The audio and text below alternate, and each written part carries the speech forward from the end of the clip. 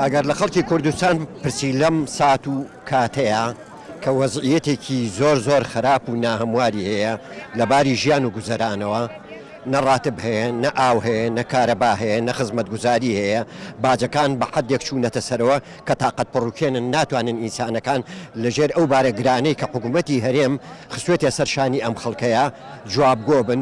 سەدەڕای ئەمانەیش حزبێکی کوردی بێوێ چاوساغی بکات بۆ وڵاتێکی داگیرکەری فاشستی وەکو تورکیا، بەڕاستی کارێکی زۆر ناهەموار، زۆر نابەجێ، زۆر نامنتەقی و ئەمە ئینتحارێکی سیاسیە. ئەو کۆمەڵە دەستکەوتەیش کە خەڵک بە خوێنی خۆی بەدەستی هێناوە لە چەند ساڵی ڕابردووە ئەبێ بدرێ بە ئاوا و کۆتایی پێبێ. ئەم مەینەت ئەگەر ئەوان دێن دیفاعەکەن لە خەڵکی کورد تورکیا، 16 ملیۆن 20 ملیۆن کورد لە تورکیا هەیە، هیچ جۆرە ئازادیەکیان نییە، ئازادی کەلتوریشیان نییە، ئازادی هیچ جۆرە ئازادیەکیان نییە لەوانەیە. با ئەگر و ئاسن لە ڕێگا ئینتیخابات و دەنگدانیشەوە ڕازی نابن ئەوان بچنە پۆستەکانی دەسەڵاتەوە ئەندام پەرلەمانەکان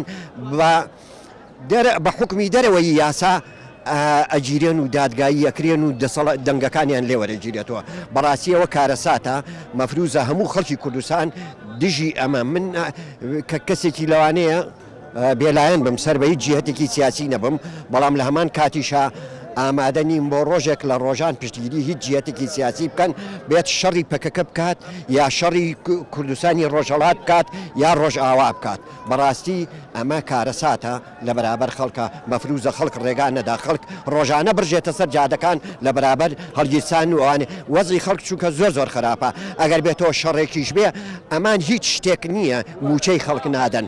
ئیجاوەرە ئەگەر شەڕێکیش بێ جاران حکوومەتی عێراقی لە بەغا بوو ئەیانوتەوە لەبان مەقانە داوای هیچ مەکەن، ئێستا شەڕێ هەبێ لە 2 مانگ جارێکە ڕات موچەیەکە دەن بە خەڵک بەخانە نیشانان بە موچە خۆرانی ئەم وڵاتە.